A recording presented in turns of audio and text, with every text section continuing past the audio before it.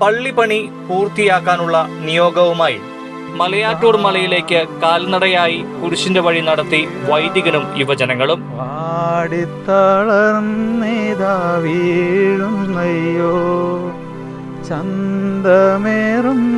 തലശ്ശേരി അതിരൂപതയിലെ Neduvalur Saint Joseph's ദേവാലയ വികാരി ഫാദർ റിനോയ് എടത്തിനകത്തും യുവജനങ്ങളുമാണ് മലയാറ്റൂരിലേക്ക് കാൽനടയായി തീർത്ഥാടനം നടത്തിയത്.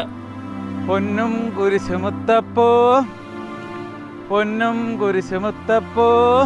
ആക്രി പറക്കി വിറ്റും ലേഹ്യമുണ്ടാക്കി വിറ്റുമാണ് ഫാദർ റിനോയിയുടെ നേതൃത്വത്തിൽ പള്ളിപ്പണി തുടങ്ങിയത്. പൊന്നും കുരിശുമുത്തപ്പോ. ടാർ റോഡിലും ഇടവഴികളിലും പ്രാർത്ഥനാപൂർവം കുരിശിന്റെ വഴി ധ്യാനിച്ച് മുട്ടുകുത്തി 300 കിലോമീറ്ററിലേറെ പിന്നിട്ടാണ് ഇവർ മലയാറ്റൂർ മലയിലെത്തിയത്. ഞാൻ നെടുവാലൂർ പള്ളിയിലെ വികാരിയച്ഛനാണ്. പേര് ഫാദർ റിനോയ് എടത്തിനകത്ത്. ഞങ്ങൾ മലയാറ്റൂരിലേക്ക് നടന്ന് പോയിക്കൊണ്ടിരിക്കുകയാണ്. കഴിഞ്ഞ 3 വർഷമായിട്ട് ഞാൻ പൊയ്ക്കൊണ്ടിരിക്കുന്നു. അതുപോലെ തന്നെ ഇവരെല്ലാവരും അതിലേറെ വർഷങ്ങളായിട്ട് ഇങ്ങനെ പൊയ്ക്കൊണ്ടിരിക്കുകയാണ്. ഞാൻ 4 വർഷങ്ങൾക്ക് മുമ്പാണ് നമ്മുടെ ഈ നെടുവാലൂർ ഇടവകയിൽ വന്നത്. അവിടെ വരുമ്പോൾ ഈ വലിയ നോമ്പിൻ്റെ അവസരത്തിൽ ഇവർ ഇപ്രകാരം മലയാറ്റൂരിലേക്ക് കാൽനടയായിട്ട് പോകുന്നത് കാണാനായിട്ടിടയായി. അപ്പോൾ എൻ്റെ അടുത്ത് വന്ന് ബ്ലെസ്സിങ് മേടിച്ച് അതുപോലെ തന്നെ ആശീർവാദമൊക്കെ മേടിച്ചിട്ടാണ് ഇവർ പോയത്.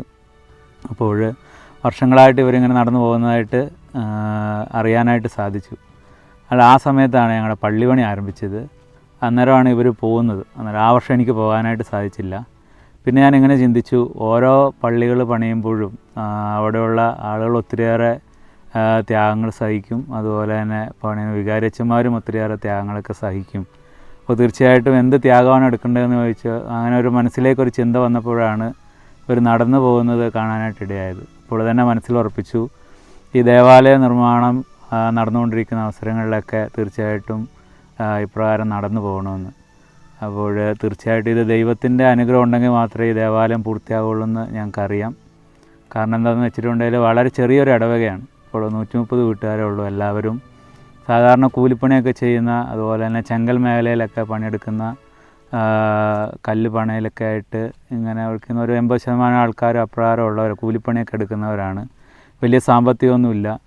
അപ്പോൾ ഈ ദേവാലയം പണിയണമെങ്കിൽ തീർച്ചയായിട്ടും ദൈവത്തിൻ്റെ അനുഗ്രഹം ഉണ്ടെങ്കിൽ മാത്രമേ സാധിക്കുള്ളൂ എന്ന് മനസ്സിലായി. പിന്നെ ത്യാഗങ്ങളാണല്ലോ നമ്മളുടെ ബുദ്ധിയേക്കാൾ ഉപരിയായി, വിശ്വാസമാണല്ലോ ബുദ്ധിയേക്കാൾ ഉപരിയായി നമ്മൾ ഇങ്ങനെയുള്ള കാര്യങ്ങളിലൊക്കെ സഹായിക്കുകയും നയിക്കുകയൊക്കെ ചെയ്യുന്നത്. അപ്പോൾ തീർച്ചയായിട്ടും ഞങ്ങളുടെ ഓരോരുത്തരുടെയും ത്യാഗങ്ങൾ, അല്ലെങ്കിൽ ഞങ്ങളെടുക്കുന്ന ത്യാഗങ്ങൾ ദേവാലയ നിർമ്മാണത്തെ സഹായിക്കുമെന്ന് മനസ്സിലായി. അതുകൊണ്ടാണ് ഇപ്രകാരം ഒരു ത്യാഗം എടുത്തുകൊണ്ട് മലയാറ്റൂരിലേക്ക് നടന്നു പോകാനായിട്ടുള്ള ഒരു തീരുമാനം എടുത്തത്. പിന്നെ എല്ലാവരും ഒത്തിരിയേറെ അധ്വാനിക്കുകയും കഷ്ടപ്പെടുകയൊക്കെ ചെയ്യുന്നുണ്ട്.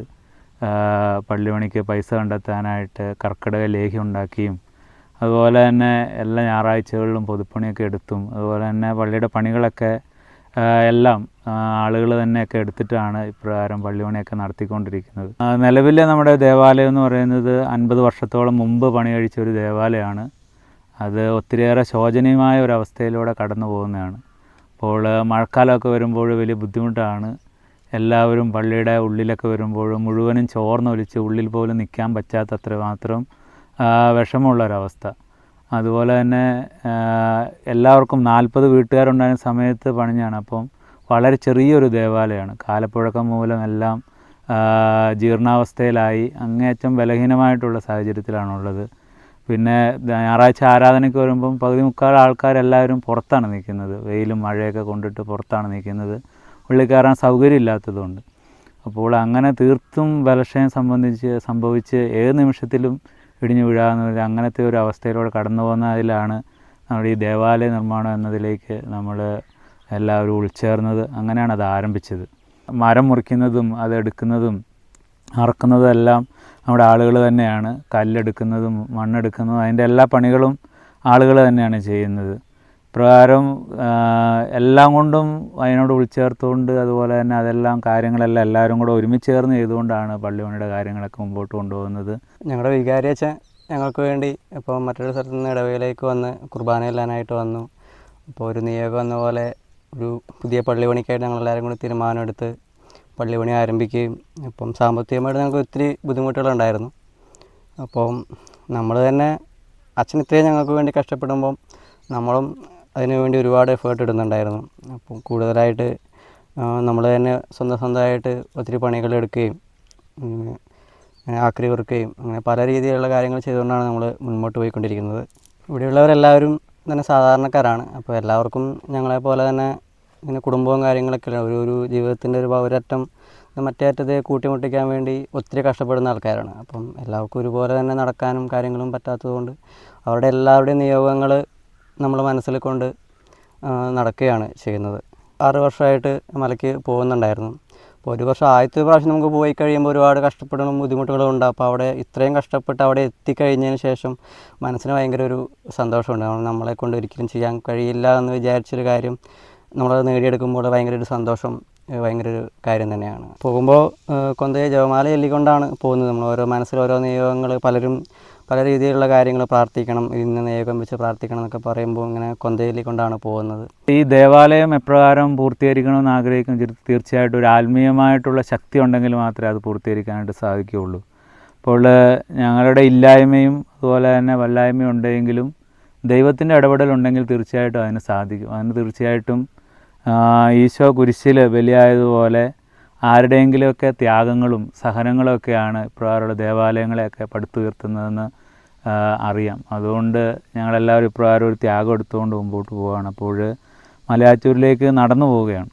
അപ്പോൾ ഈ നടന്നു പോകുമ്പം തീർച്ചയായിട്ടും പെട്ടെന്നൊരു സുപ്രഭാതത്തിലല്ല നടന്നു പോകാനായിട്ട് തീരുമാനിക്കുക.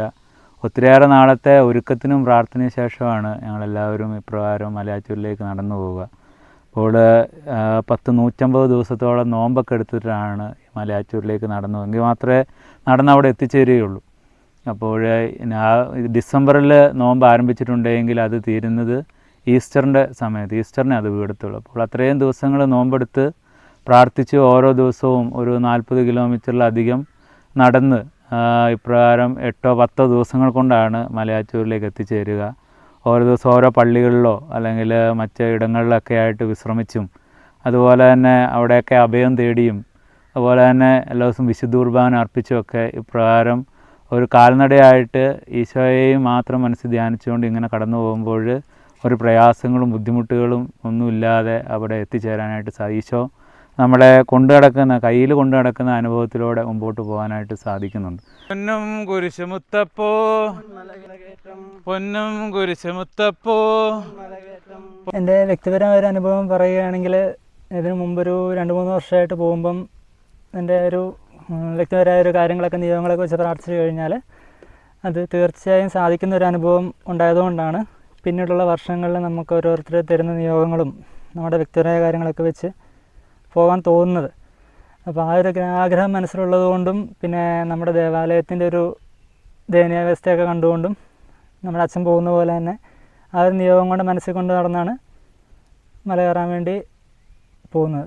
ഞങ്ങളുടെ ഇടവകയെ സംബന്ധിച്ചിടത്തോളം ഒരു ദിവസം പണിക്ക് പോയില്ലെങ്കിൽ നമുക്ക് അന്നന്ന് വേണ്ട കാര്യങ്ങൾ അന്നന്ന് പണിക്ക് പോയിട്ട് കഴിയുന്നവരാണ് ഓരോ കുടുംബത്തിലുള്ളവരും.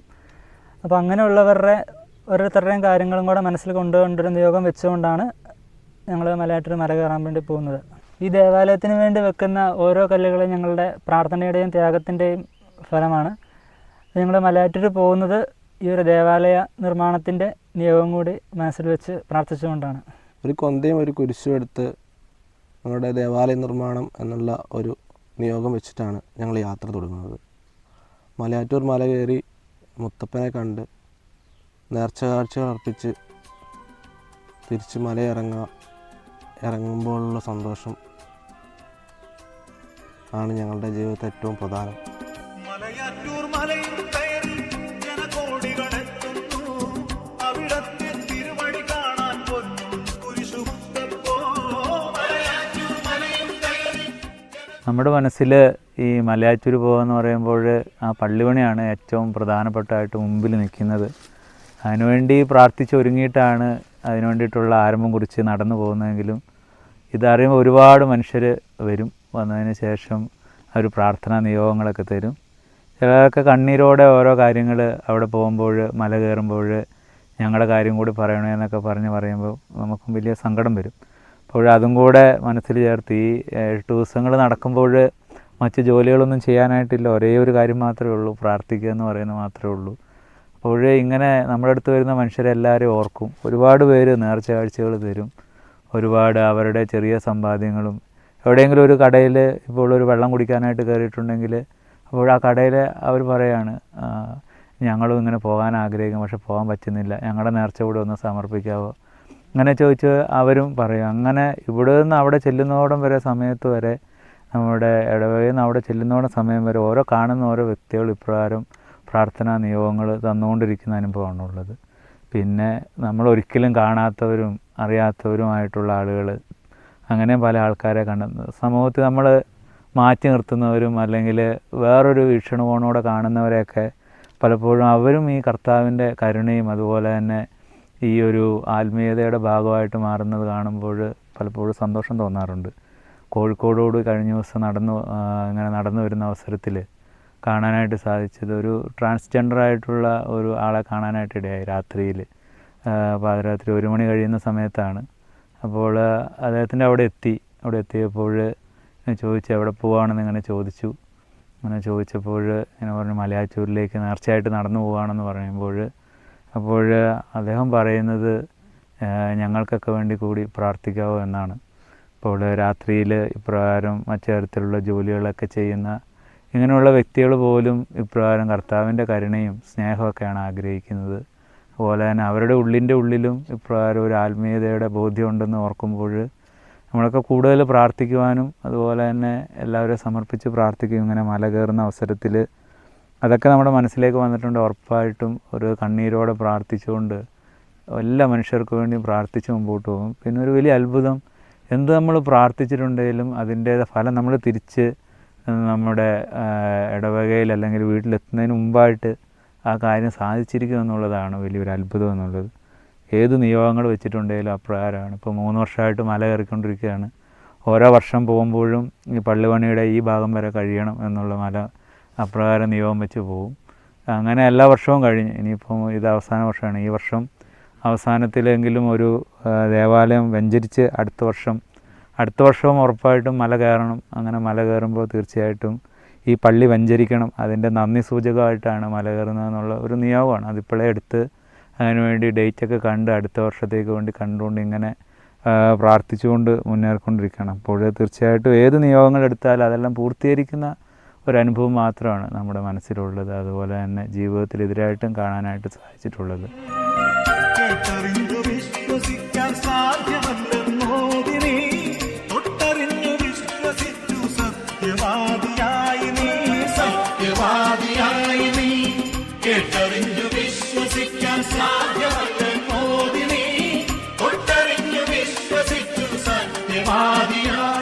അപ്പോൾ ഇവിടെ നിന്ന് നമ്മളുടെ ഇടവകയിൽ നിന്ന് രാത്രിയിലാണ് നമ്മൾ കൂടുതലായിട്ട് നടന്നു പോകുന്നത്. രാത്രിയിൽ നടക്കുമ്പോൾ പകലൊക്കെ അസാമാന്യമായ ചൂടാണ്.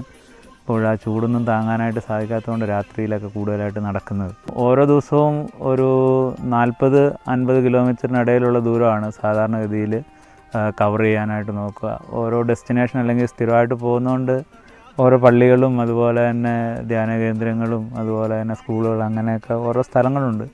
അപ്പോൾ അവിടേക്ക് എത്താനായിട്ടുള്ള ഒരു പുറപ്പാടാണ്. അപ്പോൾ ഇങ്ങനെ നടന്നു നീങ്ങുമ്പോൾ ചിലപ്പോൾ എത്താം, ചിലപ്പോൾ താമസിക്കാം, ചിലപ്പോൾ നേരത്തെ എത്താം. അതെല്ലാം ഓരോ നടപ്പിൻ്റെയും ശാരീരസ്ഥിതി അനുസരിച്ചൊക്കെ ഇരിക്കും. എങ്കിലും ഒരു 40 കിലോമീറ്റർ തൊട്ട് 50 കിലോമീറ്റർ വരെ ഉള്ളതിൻ്റെ ഇടയിലാണ് ഓരോ ദിവസവും നടക്കുക. അങ്ങനെ പല ഡെസ്റ്റിനേഷൻസായിട്ട് ഞങ്ങളുടെ ഈ ഇടവകയിൽ നിന്ന് ഏകദേശം 300ഓളം കിലോമീറ്ററാണ് മലയാറ്റൂർ മലയിലേക്കുള്ളത്, അവിടെ എത്തിച്ചേരാനായിട്ടുള്ളത്. ആ ഒരു ദൂരം 8 ദിവസം അല്ലെങ്കിൽ 7 ദിവസം എന്നുള്ള രീതിയിൽ ക്രമീകരിച്ചിട്ടാണ് ഇവിടെ നിന്ന് പോവുക.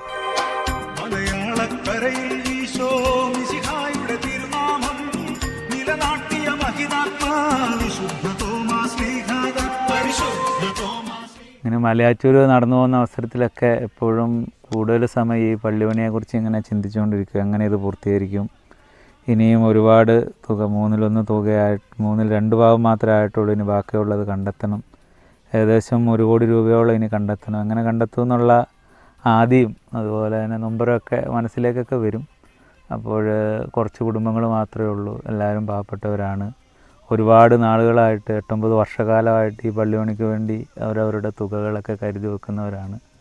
ഏറ്റവും പാവപ്പെട്ടവരായിട്ടുള്ള മനുഷ്യർ 50,000-ഓളം രൂപ അങ്ങനെ കരുതി വെക്കുന്നു. അങ്ങനെ തുടങ്ങി ഏറ്റവും ദരിദ്രമായിട്ടുള്ള അവസ്ഥയിൽ കടന്നു പോയി. ഇനി മുമ്പിലേക്ക് എങ്ങനെ പോകുമെന്നുള്ള ചിന്തയൊക്കെ മനസ്സിലേക്ക് വരുമ്പോൾ തീർച്ചയായിട്ടും വലിയ ബുദ്ധിമുട്ടും പ്രയാസങ്ങളൊക്കെ ഉണ്ട്. പക്ഷേ നമ്മളവിടെ ആ മലയിലേക്ക് എത്തിച്ചേരുമ്പോൾ തീർച്ചയായിട്ടും തോമാസ് ലീഹായുടെ വലിയൊരു അനുഭവമുണ്ട്. 5000 കിലോമീറ്ററുകൾ ദൂരം നടന്നും അതുപോലെ തന്നെ കപ്പൽ കയറിയും വന്നവനാണ് തോമാസ് ലീഹ. വിശ്വാസത്തിൻ്റെ പിതാവാണ്. അപ്പോൾ 7.5 പള്ളികൾ സ്ഥാപിച്ചുകൊണ്ട് ഈ തോമാസ് ലീഹ നമ്മുടെ വിശ്വാസത്തിൻ്റെ പിതാവായിട്ട് നിലനിൽക്കുമ്പോൾ ഓരോ ദേവാലയം വിശ്വാസത്തിൻ്റെ പ്രതീകം കൂടിയാണ്. ഓരോ സമൂഹത്തിൻ്റെയും ഓരോ ദേശത്തിൻ്റെയും വിശ്വാസത്തിൻ്റെയും അവരുടെ ത്യാഗത്തിൻ്റെയും അതുപോലെ തന്നെ ആത്മനിർഭരമായ സമർപ്പണത്തിൻ്റെ എല്ലാം പ്രതീകമാണ്.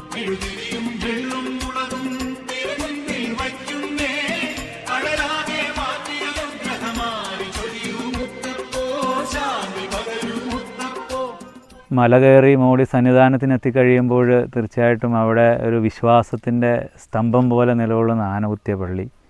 അപ്പോൾ എത്രയോ നൂറ്റാണ്ടുകളും വർഷങ്ങളും പഴക്കമുള്ള ഒരു പള്ളിയാണ്. ആ പള്ളിയിൽ ആന കുത്തിയിട്ട് പോലും അനങ്ങാതെ നിലനിൽക്കുന്ന ആ ദേവാലയം കാണുമ്പോൾ തീർച്ചയായിട്ടും വലിയ വിശ്വാസമുണ്ട്. ഏത് പ്രതിസന്ധികളുണ്ടായാലും ബുദ്ധിമുട്ടുകളുണ്ടായാലും ഏതെല്ലാം തരത്തിലുള്ള പ്രയാസങ്ങളിലൂടെ കടന്നു പോയാലും ദേവാലയം അതെപ്പോഴും വിശ്വാസത്തിനായിട്ട് ഉയർന്നു തന്നെ നിൽക്കുമെന്നുള്ള ഒരു വലിയ ബോധ്യത്താൽ ആ മലമുകളിൽ തിരുസന്നിധാനത്തെത്തുമ്പോൾ ദൈവം നയിക്കുന്നുണ്ട്. അതുകൊണ്ട് പ്രയാസങ്ങളും ബുദ്ധിമുട്ടുകളും ദാരിദ്ര്യവും കഷ്ടപ്പാടുകളൊക്കെ ഉണ്ടെങ്കിലും വിശ്വാസത്തിൻ്റെ പ്രതീകമായി അത് ദേവാലയം ഉയരുക തന്നെ ചെയ്യും. അത് തീർച്ചയായിട്ടും ഞങ്ങൾക്ക് അതിൽ ആരാധിക്കുവാനും പ്രാർത്ഥിക്കുവാനും സാധിക്കുന്ന അവസരം ദൈവം തീർച്ചയായിട്ടും ഒരുക്കുകയും ചെയ്യും.